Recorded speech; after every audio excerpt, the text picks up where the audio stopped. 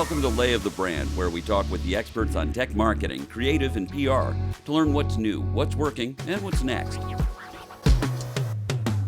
I'm Peter Jacobs with Merit Group. From now until September 30th, it's all hands on deck for federal contractors as agencies rush to commit unused budgets and technology providers hurry to submit those last proposals before the end of the government's fiscal year. But that shouldn't mean marketing gets put on hold. Every end of fiscal year has its own story. To find out what's different about this year, what isn't, and how B2G marketers can better position their companies not only for this sprint, but for the long term, we're talking with author, speaker, and founder of Amtower & Company, our friend Mark Amtower. Mark, it's always great to talk with you. Hey, Peter, it's wonderful to be back on the show, man. Oh, thank you so much for being here. We're at the end of the fiscal year, which means everyone's scrambling. What should their priorities be right now? Oh, good Lord. If you haven't queued up the business that you're looking for, the bigger things, it's too late for the bigger things. But that doesn't mean it's too late for task order business on GWACs, IDIQs, MAX, those types of vehicles, or GSA schedule business. So reminding your core audience, people who already buy from you especially, that you're out there and reminding them both of what you do in the vehicles by which they can access you is still critical. We both have heard stories and we've seen activities where end of FY can be really, really good for the proactive. And for those people waiting for the phone to ring, cobwebs occur. Is there anything about this year in particular that B2G companies should be aware of? It's an election year and those are always weird. This one may be a little weirder than usual.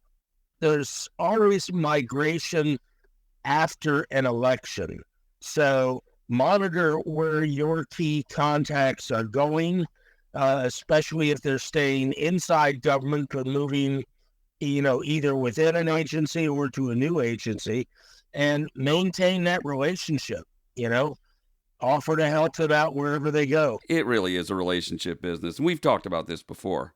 Government marketing is account-based marketing, and that means it's building relationships, it's getting to know them and helping them solve their problems. Instead of just churning out proposals, it seems like people should remember the end of the fiscal year doesn't mean marketing is done. No. Well, frankly, marketing should never be done. Everything is marketing. You showing up at an event is marketing. You posting on LinkedIn is marketing. You reaching out to anybody that you're doing business with is marketing.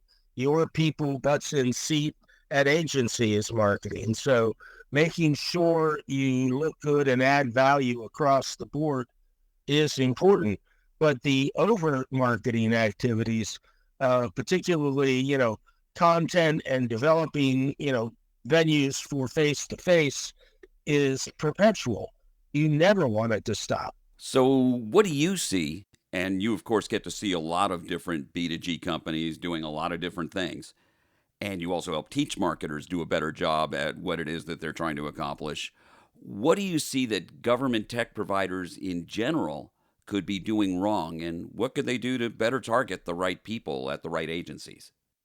Well, as usual, I would start out with LinkedIn, but I think targeting events is an extremely important thing, and too often events are driven by relationships your executives have with a higher up in another organization. They're lying, they're dying, and they're sucking your wallet dry for an event that may or may not produce any result. So, having set criteria for event selection involving, salespeople because they're up front, business development people, and not letting event decisions be made by executives who, this person is my favorite person in the market. Let's do his or her event. A lot of those events are they're People magazine type things. They're photo ops, and you need to attend, especially IT companies. You need to attend events where program managers and frontline IT people actually go, and especially go for continuing professional education. So they're there to get the criteria or the certifications they need for, to maintain their status and for their next performance review. Okay. Those are the people you want.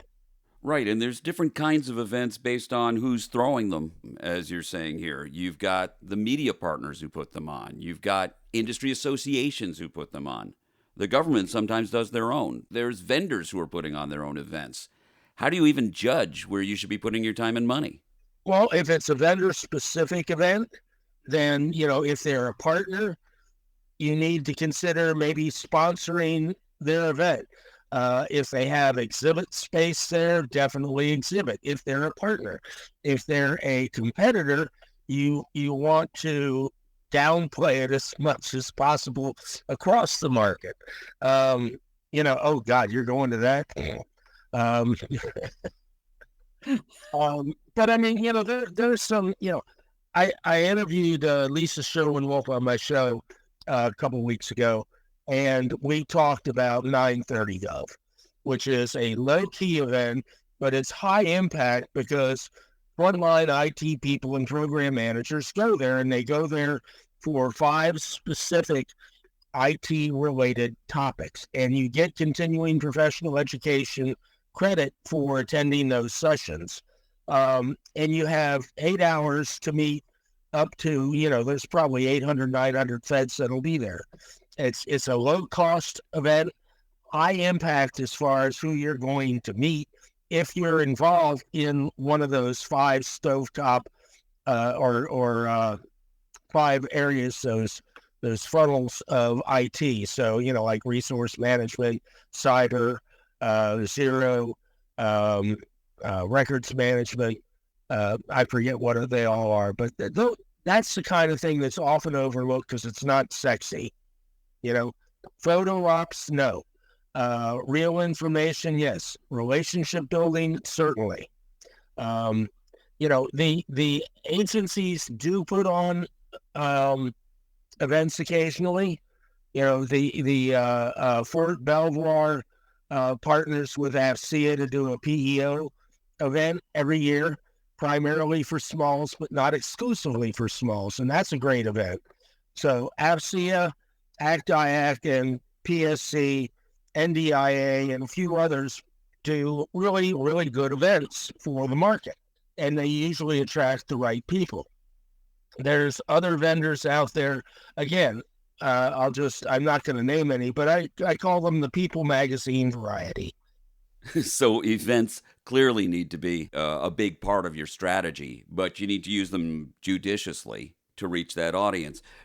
Part of marketing and part of the reason you're going there to build and maintain those relationships is so that you can inform, so that you can educate, because you need to build trust. And you're not going to do that by just saying, hey, I've got something to sell you.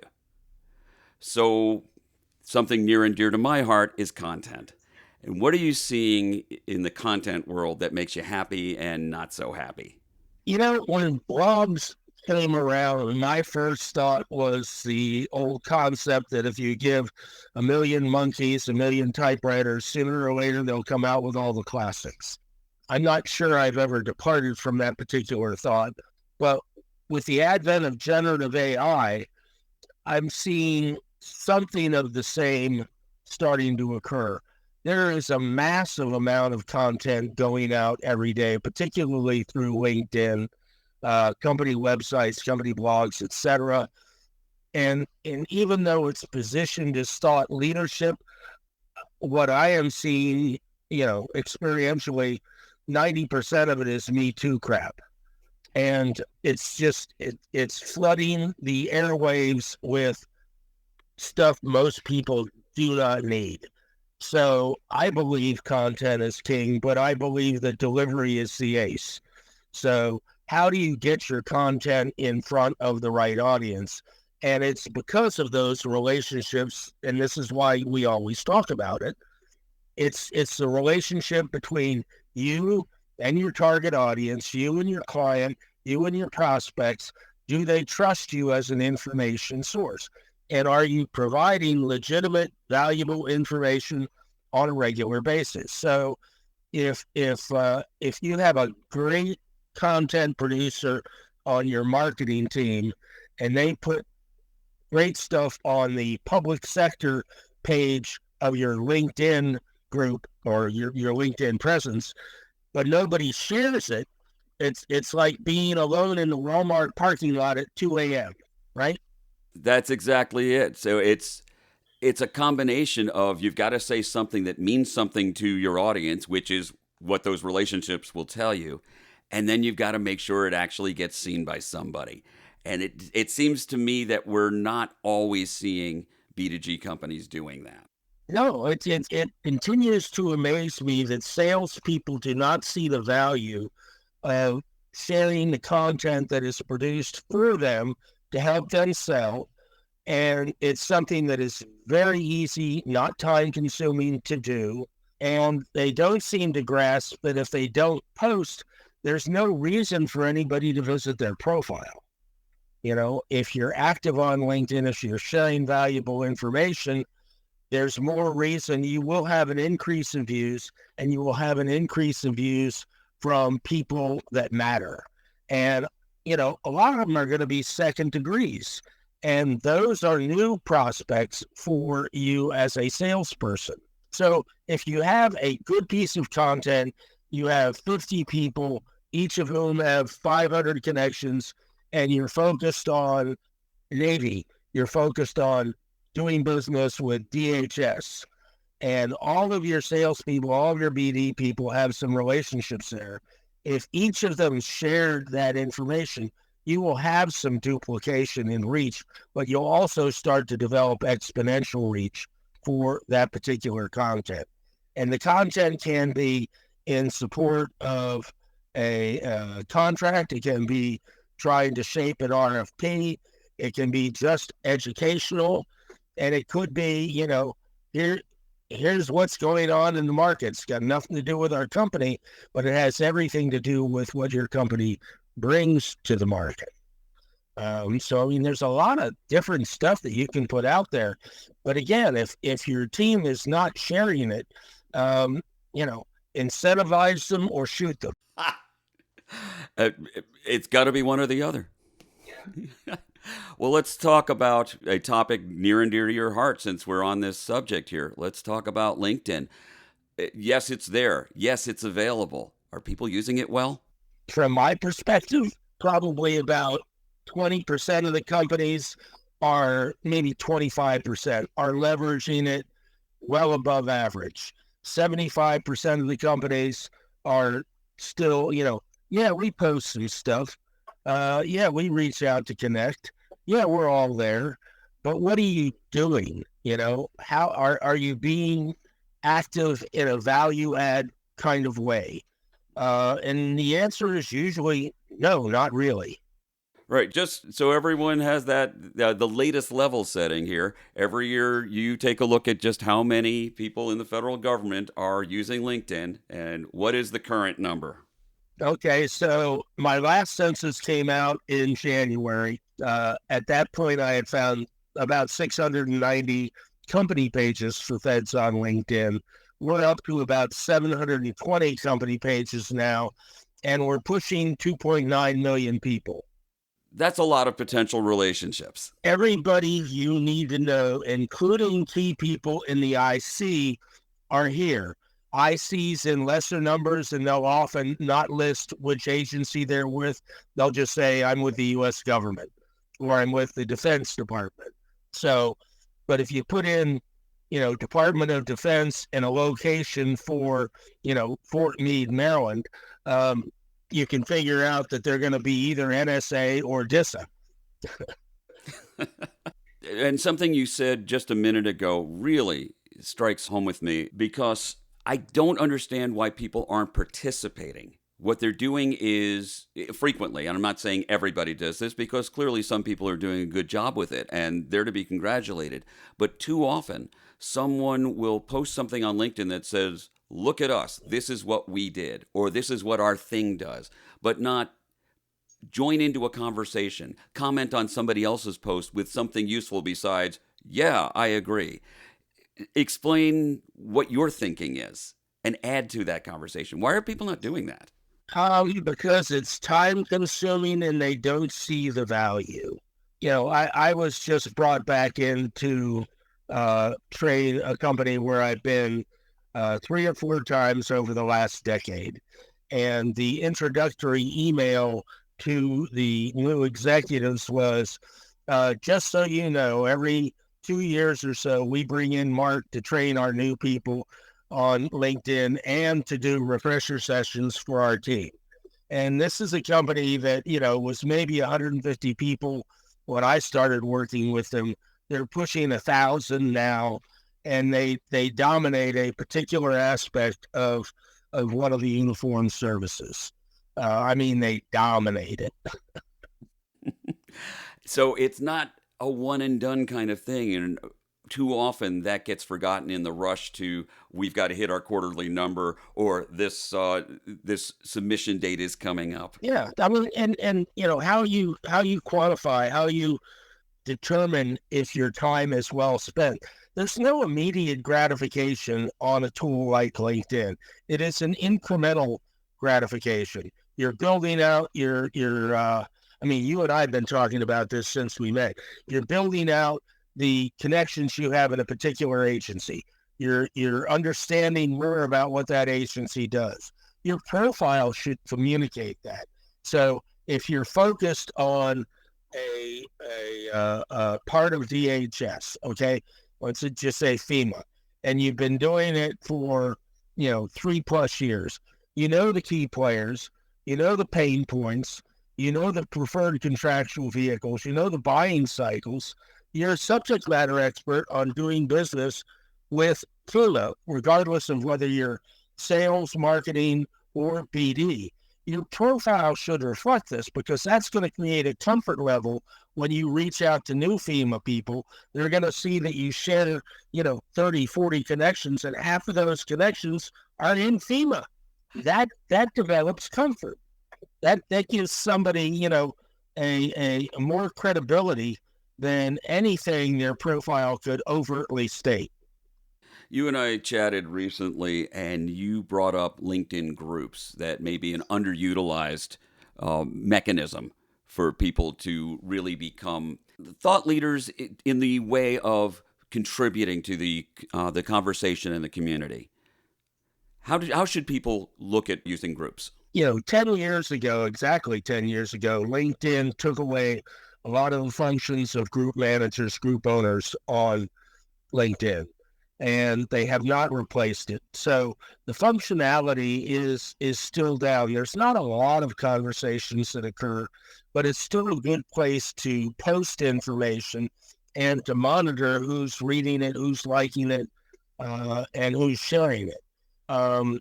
So that can identify some key people for you. It's, again, a slow roll. But the other value of certain groups, particularly groups that don't have 1 million members, if they're narrow tech focused, scrolling through the membership of that group can identify for you some key people to reach out to. And the cool thing about groups there is you can message them through the group and not use your in-mail credit. What other lesser known capabilities or lesser used capabilities in LinkedIn do you believe B2G companies should take advantage of? When you post content, not everybody who reads it is going to like it or comment or share. But when they do, number one, if they comment on it, it's important to comment back, because that's the way you develop followers. That's the way you further a relationship. If you have people who like your stuff on a regular basis, but you have not reached out to them, start reaching out to people that like your stuff. Now, again, salespeople aren't going to want to do this because they'll see it as, more of a cold call. It's not really, because they liked your stuff. Okay, so if they liked it, especially if you reach out to them within a week. Hey, you liked my stuff the other day. Not you like you attended a trade show, 10 years ago, right? We used to get those calls 3 months later. Hey, you were just at our event. And you're going, That's right. You dropped your business card in the fishbowl, and sorry you didn't win, but you did get a sales call. So timeliness in responding to these things and acknowledging, hey, thanks for the like. Was there anything in particular that you liked about that? Would you like to discuss it? I've made a number of great connections that way. And some of them have turned out to be, dead ends. And some of them have turned out to be new clients. and earning those likes means that you've posted something that people will find valuable to their professional life. I don't know if you've noticed it. You probably have, because you probably spend a good deal more time looking at LinkedIn than just about anybody I know. Because yeah, exactly.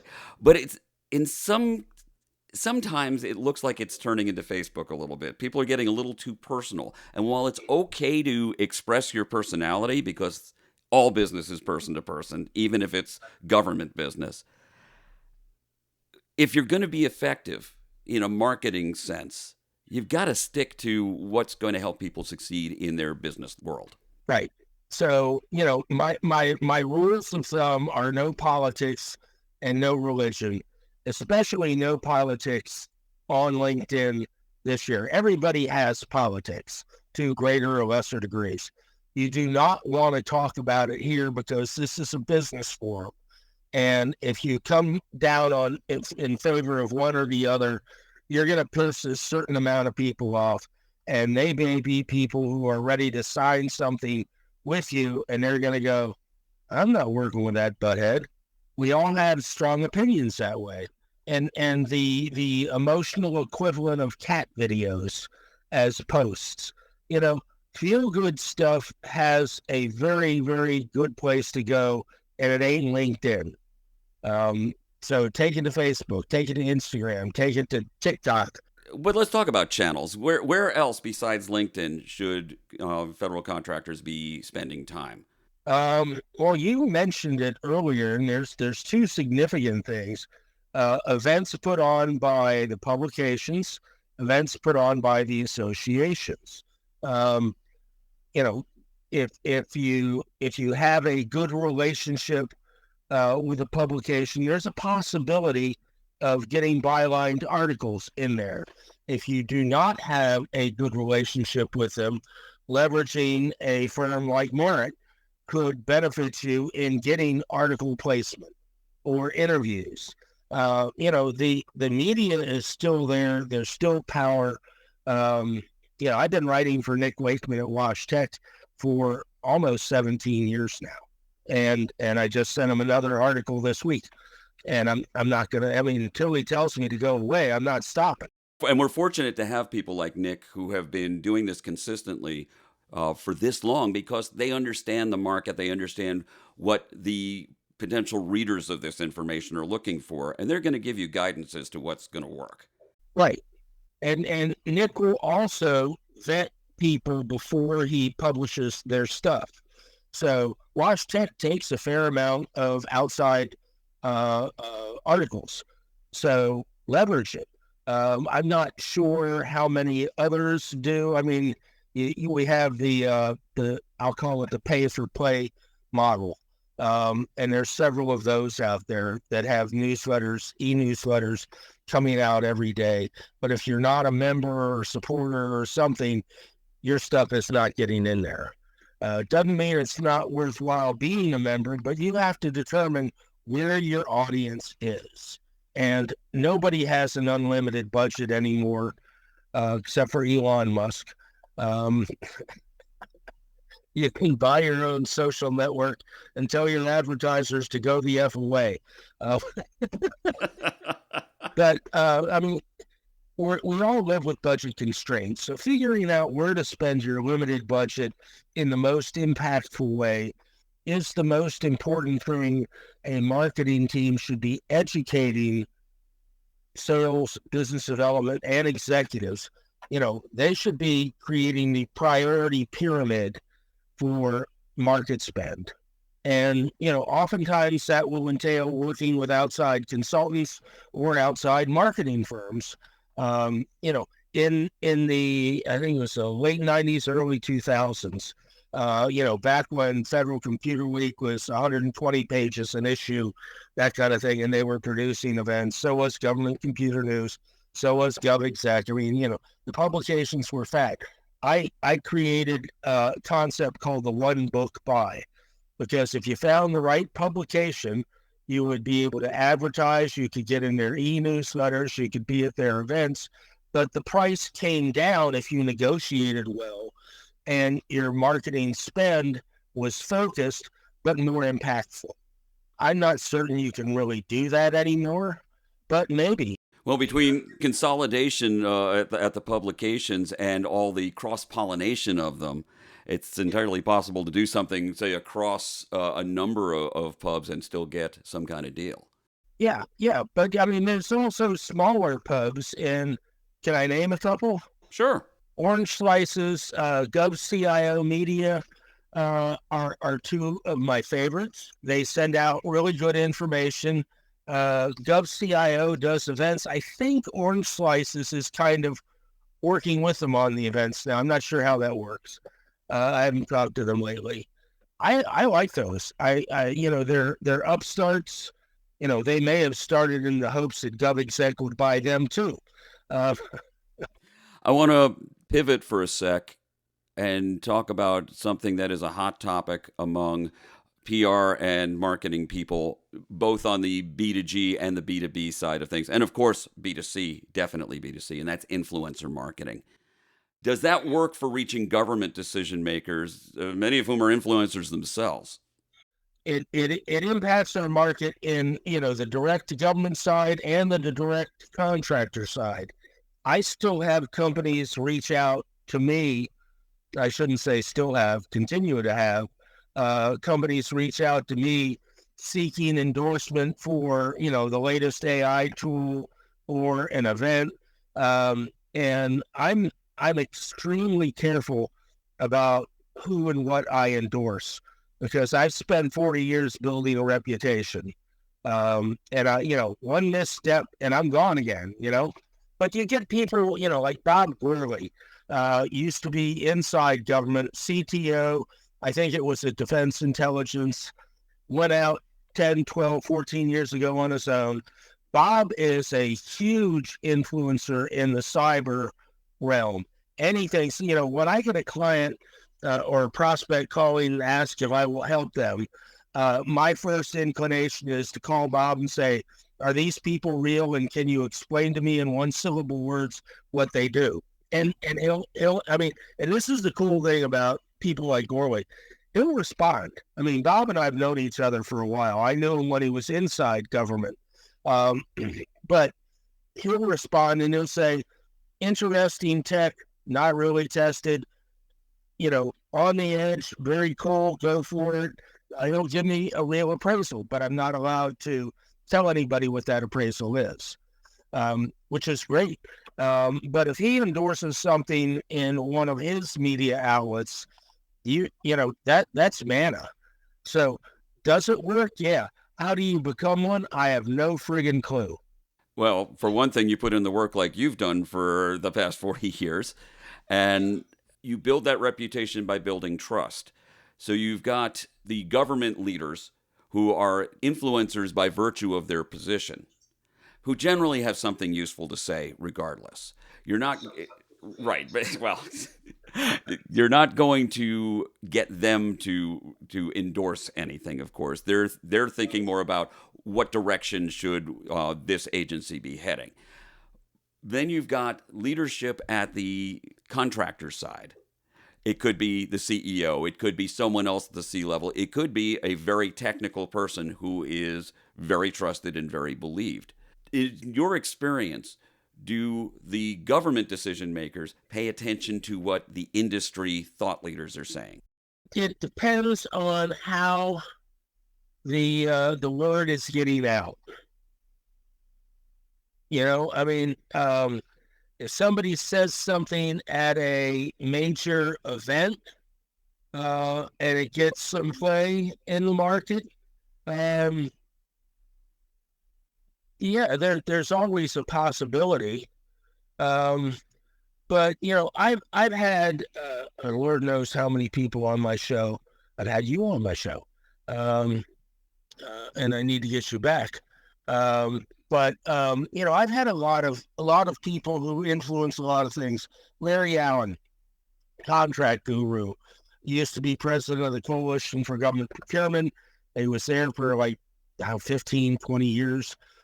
He knows just a ton about contracts, particularly GSA contracts. Is he an influencer? Maybe, maybe not. Is he one of the smartest people out there on that? Yeah. Um, so where do you draw the line? I mean, do influencers need, you know, 200, 15,000 followers? You can be an influencer in a really small niche. So in our market particularly, there are a lot of really small niches. So I had a zero trust guy from Zscaler on my show about a year or so back, and man, I wish I understood what he was talking about. That's why I like Bob to explain these things to me in one syllable words. But I'm saying, he just knows a lot of stuff, and he was putting it out there in a way that actually was intelligible even to me. Do I know what zero trust is now? Yeah, sort of. Certainly better off now than I was before that interview. Again, the influencer thing is predicated on trust. We are not, basketball stars. We are not Katie Ledecky. We're not Caitlin Clark. Are they influencers? I'm sure they are, but I'm not sure why. In our market, there's got to be a why. I want to leave it there because we've covered so much, but I do have to ask you one last thing. Are you using AI in any way? And if so, how and what do you think? I taught graduate school at George Washington University for 4 years in their government master's program.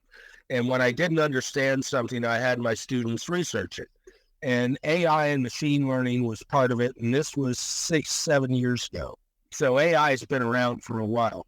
Generative AI is what's new. And when it first hit the fan, I asked it to, tell me about thought leadership. Well, it came back with a bunch of stuff, and half of it was stuff that I had written.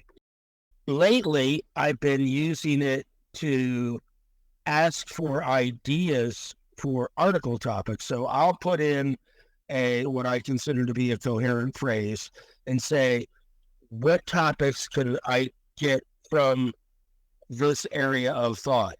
And it comes back with some pretty neat stuff. And every now and again, I'll take the beginning of a thought process, put it into a couple of paragraphs, plug it into LinkedIn as a post, and ask AI, rewrite with AI.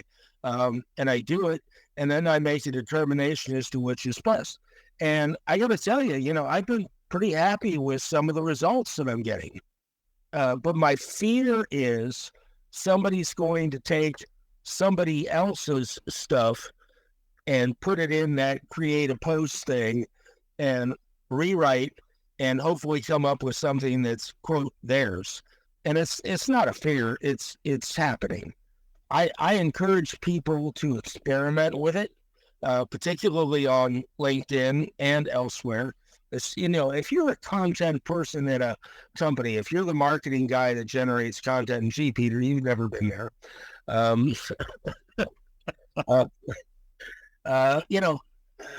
Can you use this? Hell yes, you can.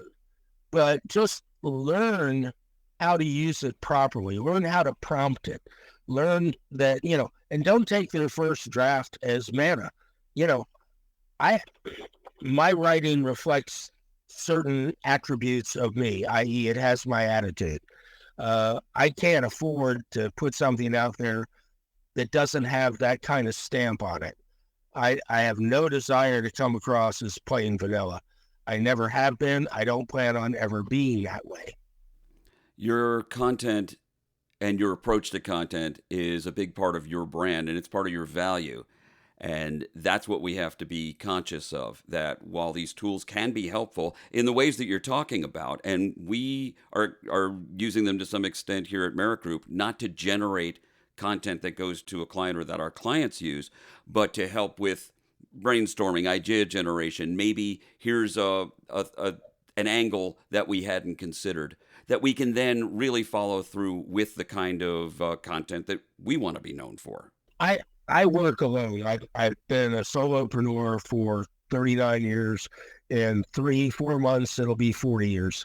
That's a long time. So I can sit here and ideate by myself. Generative AI has helped me to do that brainstorming a little more. But that's also why I am a co-lead of a group of 30 plus marketers that get together twice a week for 30 minutes a day. Tuesday and Friday, GovCon Ideators. We meet. We have usually Tuesdays we'll have a topic that's led by somebody for 15 minutes or so, and then it's a discussion. Fridays kind of free for all. Bring any thought you want, and we'll discuss it. But that's my brainstorming. I live in Columbia. Most of you guys are in Virginia. Everything's in friggin' Virginia. Well, you created your own AI. I certainly tried to.